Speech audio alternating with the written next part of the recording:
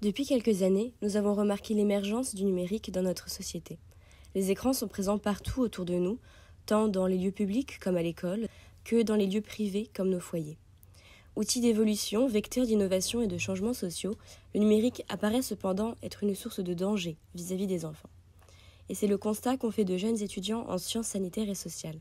Au travers de leur association étudiante Temps d'écran, ils ont décidé d'organiser une conférence regroupant des spécialistes pour évoquer les enjeux des écrans.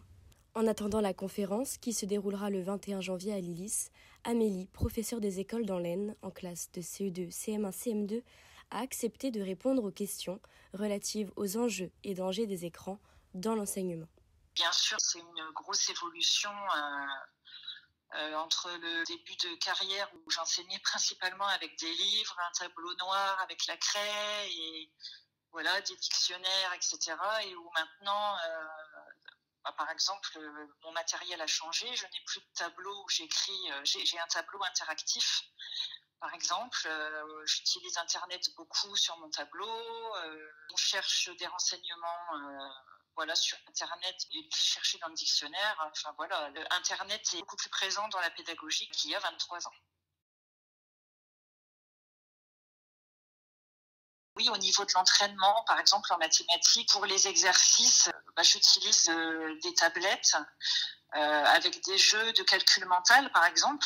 Ça ressemble beaucoup à un exercice dans un manuel, sauf que y a le côté ludique, avec par exemple, des jeux de petites voitures qui se doublent si ils ont le bon résultat dans les calculs ou ce genre de choses. Et c'est vrai que les enfants, pour eux, c'est beaucoup plus ludique et ils n'ont pas l'impression vraiment de travailler. Par contre, vraiment au niveau de l'apprentissage lui-même, on est resté quand même sur des méthodes traditionnelles. Ah oui, bien entendu. En plus, moi, je suis professeure des écoles, c'est-à-dire que j'enseigne toutes les matières. Et c'est vrai que c'est une grande aide. Ça, c'est le point positif par rapport à beaucoup de matières. Par exemple, je vais vous dire les arts plastiques où on peut projeter des œuvres d'art sur le tableau.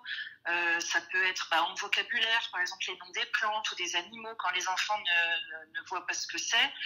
On tape sur Google le nom de la plante ou de l'animal et on a tout de suite l'image. On l'utilise aussi beaucoup en musique pour écouter des extraits, d'opéra, de musique classique. En fait, dès qu'on a une question ou un mot qu'on ne comprend pas, on a recours à Internet et grâce au tableau interactif, ça diffuse en grand dans la classe et c'est vraiment une aide à ce niveau-là très précieuse en fait. Alors moi, la fatigue, je l'ai constatée par rapport à l'utilisation des écrans à la maison. Parce que j'ai des élèves, effectivement, qui sont jeunes, globalement 8-9 ans, et qui, parfois, certains arrivent le matin très fatigués à l'école parce qu'ils ont joué le soir jusqu'à assez tard, malheureusement. Et en fait, ils ne sont pas du tout réceptifs le matin en arrivant à l'école. Il n'y a plus cette notion de recherche et d'effort. Et par contre, je constate que la nouvelle génération d'enfants, c'est un peu le problème, ils n'ont pas le goût de l'effort en fait. Ils n'ont pas le goût de la patience, tout arrive trop vite, ils ont trop l'habitude de ça et ça c'est un peu le côté négatif. On ne peut pas du tout se permettre malheureusement de dire aux parents directement que leur enfant passe trop de temps. C'est un peu comme par rapport à l'alimentation, c'est des sujets assez compliqués parce qu'on entre dans la vie privée des gens et ils n'aiment pas ça, ce que je peux comprendre. Et alors du coup, la sensibilisation, elle se fait principalement auprès de l'enfant, malheureusement, directement. Et aussi, parfois, on peut faire intervenir des gens extérieurs, des associations, pour une réunion générale pour tous les parents.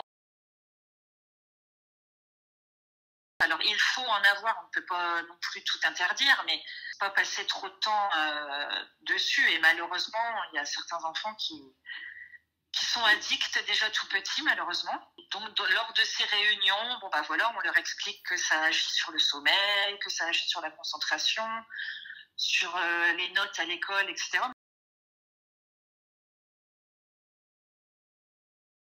J'ai vraiment des parents qui sont très sensibles à ça et comme je vous disais, qui interdisent les écrans à la maison ou alors qui qui donnent un petit temps par jour.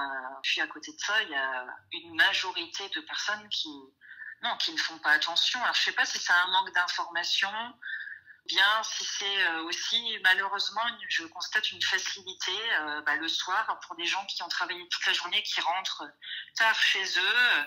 C'est vrai que l'enfant, tant qu'il est derrière les écrans, il n'embête personne, il est calme.